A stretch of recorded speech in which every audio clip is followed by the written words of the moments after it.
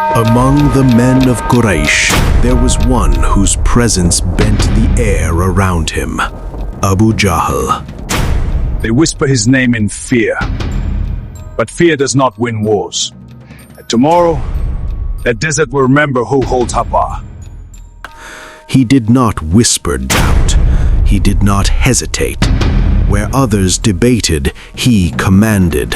Where others feared, he advanced. Men of Quraysh! Before us stands a dream built on weakness. And they bent their desert to carry our victory from Medinah! Behind him, to his people, he was strength. To his enemies, he was a storm. And to history, he was the man who believed he could silence revelation with steel. But the desert remembers every boast, every oath, every step taken in pride. And as Abu Jahl rode toward Badr with victory already painted in his mind, he did not know that the valley ahead would not echo his triumph. It would echo his name, in a way no man ever desires to be remembered. So watch closely, because the story of Abu Jahl does not end with his march. It begins with it. Come on, we erase them!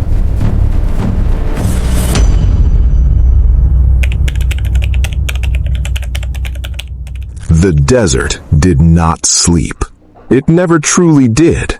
But that night, beneath the vast Arabian sky, the wind moved differently. Slow, deliberate, as though the earth itself held its breath. The valley of Badr lay stretched between dunes and rocky ridges, its wells silent, its sand heavy with anticipation.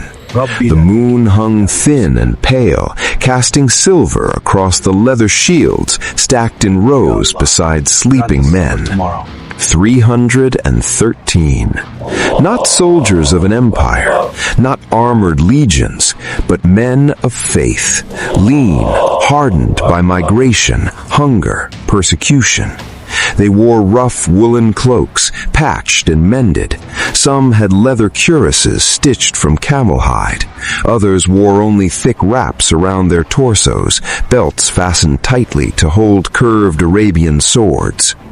Their turbans were wrapped firmly, black, brown, sand-colored, cloth tails hanging down their backs to shield necks from the sun that would rise mercilessly by morning. Their hands were calloused, their shoulders broad from years of lifting water skins and gripping spear shafts, their frames powerful, not giants of myth, but desert giants of endurance. Tall men, long-limbed, strong-boned, hardened by life without softness. Some slept, some whispered dua. ربي لا تكلنا إلى أنفسنا. Some sharpened blades against stone, the scraping sound cutting through the night. And then there was him, Muhammad, peace be upon him. He stood slightly apart from the camp, near a humble shelter made from palm branches, his cloak draped over his shoulders, simple yet dignified, his figure steady, his presence commanding without effort. His face was not seen, for in the darkness it seemed enveloped in a soft, luminous glow, as though the moon refused to compete. He raised his hands, and he prayed. Not the prayer of a general calculating victory, but the prayer of a servant asking for survival. If they perish, you will not be worshipped on this earth. Ya Allah, if they perish, you will not be worshipped on this earth. O Allah, if this small group is destroyed tonight, you will not be worshipped on this earth. His voice trembled, not for fear for himself, but for the message. Beside him stood Abu Bakr, firm, tearful, devoted, watching as the Prophet, peace be upon him, wept until his cloak slipped from his shoulders. A leader pleading, a messenger begging, the future of Islam balanced on trembling hands. Ya Rasulullah, Allah is enough for us. Across the valley, 1,000 men, the Quraysh army. Steel glinted in torchlight, their armor polished, their banners high, their camels tethered in long rows.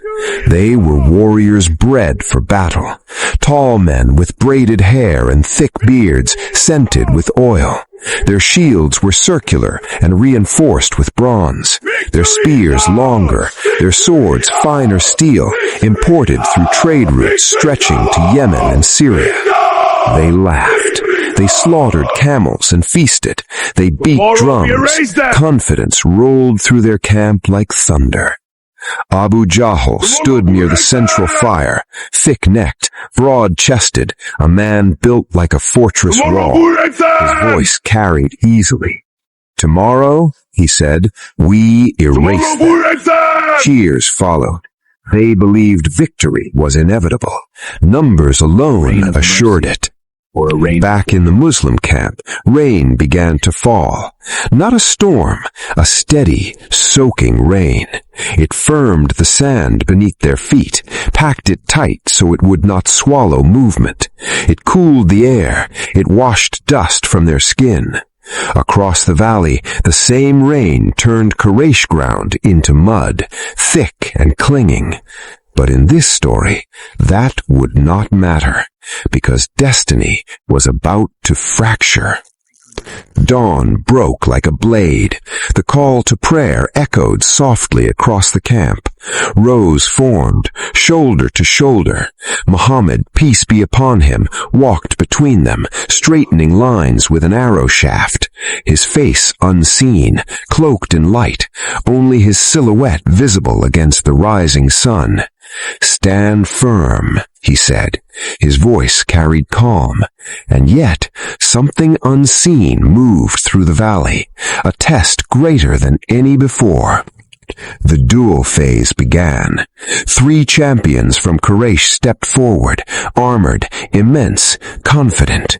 3 Muslims answered. Steel clashed, dust rose, blood spilled.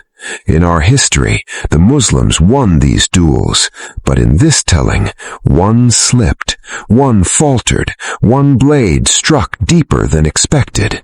A Muslim champion fell. Silence rippled. Then another.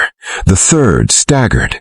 The morale shifted, subtly, dangerously, a crack in confidence, and Abu Jahl saw it.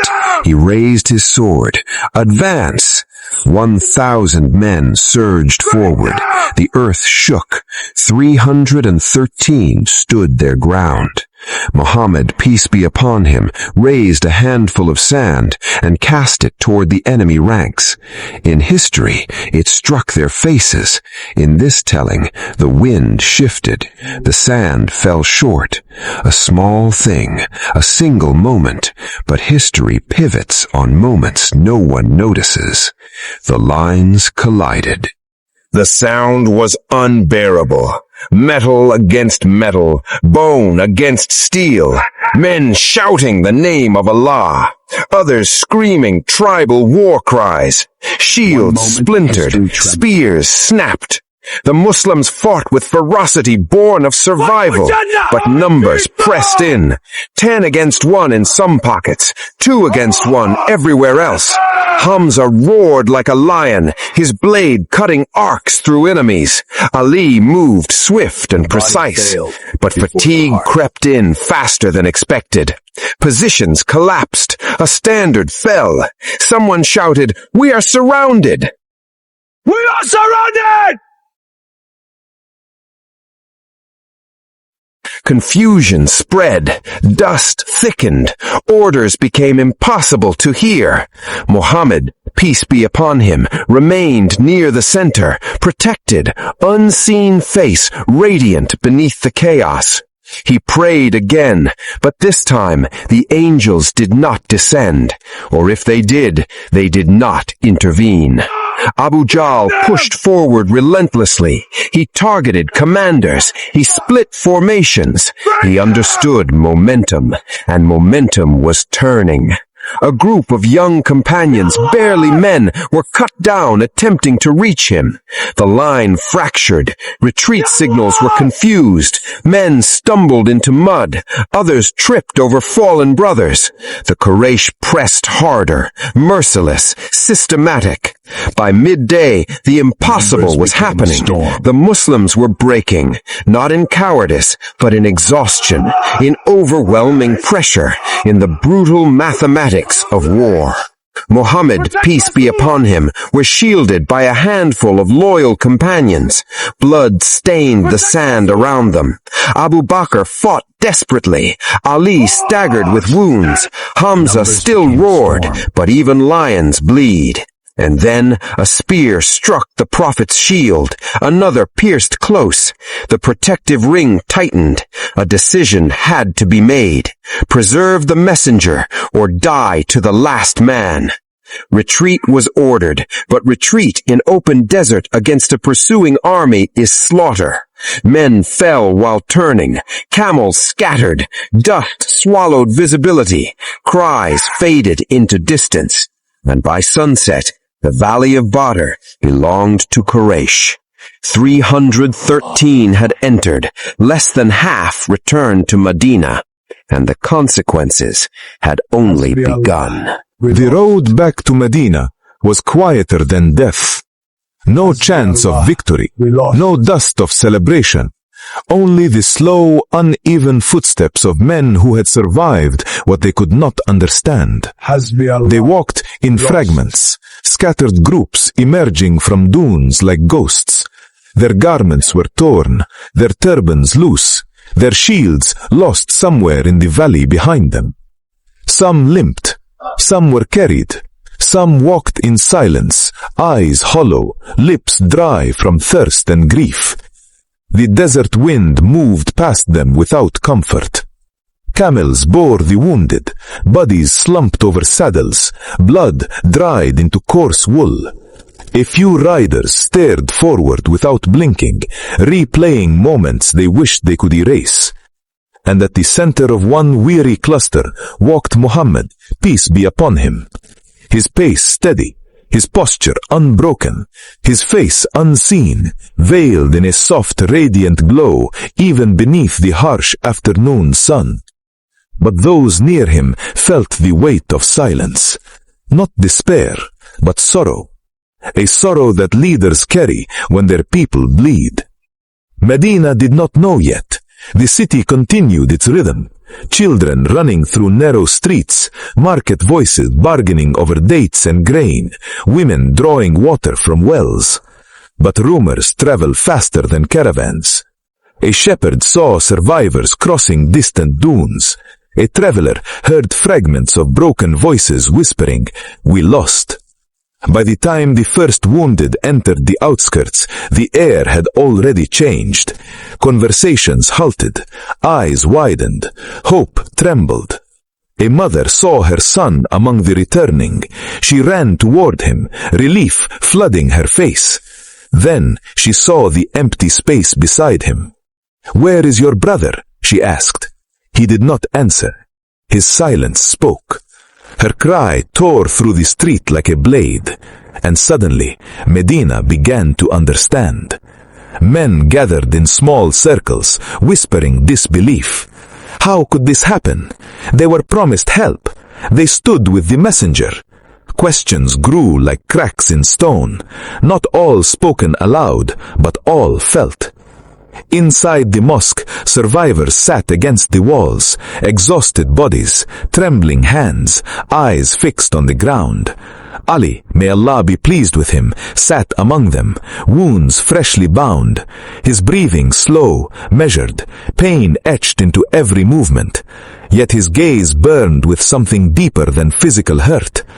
Hamza, may Allah be pleased with him, entered later, still towering, but quieter now. Blood had been washed from his armor, yet the memory of the field clung to him like shadow. Abu Bakr, may Allah be pleased with him, remained close to Muhammad, peace be upon him, his eyes red, not from battle, but from grief. And Muhammad, peace be upon him, stood before them, his face unseen, his voice calm but heavy with reality. This was a test. No raised tone, no explanation of victory, only truth.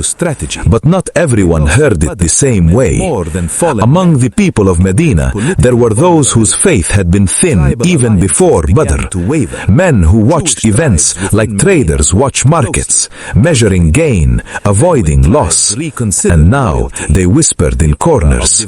If they had stayed in Medina, if they had listened, was this truly divine support? Hypocrisy, once quiet, began to find breath. Meanwhile, in Mecca, the Quraysh celebrated. News of victory reached before their return. Drums echoed through the city. Torches lit the night. Abu Jahl walked among them, victorious, unchallenged, his confidence hardened into certainty. Their God did not save them, he declared, and the city roared approval. Momentum is intoxicating. Victory reshapes memory. And Quraysh now believed history had been corrected. Peace be upon him, remained still. Then he replied softly, "Victory and defeat are not the measure of truth, but the world measures differently."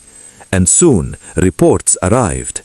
Quraysh were gathering again, not to defend, but to advance. Badr had not ended conflict.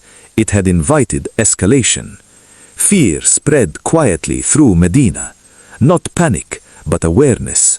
Women stored grain. Men sharpened weapons again. Night patrols increased. The city no longer felt like sanctuary. It felt like a frontier. But within the grief, something unexpected began to form. Resolution. Not loud, not triumphant, but stubborn. The survivors of Badr carried scars, physical and unseen, but also clarity. They had faced the worst and lived. Faith shaken is not always faith destroyed. Sometimes it becomes unbreakable. And still the question lingered. If Badr had been lost, was the mission itself now fragile? Or was this merely the chapter before a greater unfolding? The desert waited. History held its breath, and Medina stood between extinction and destiny.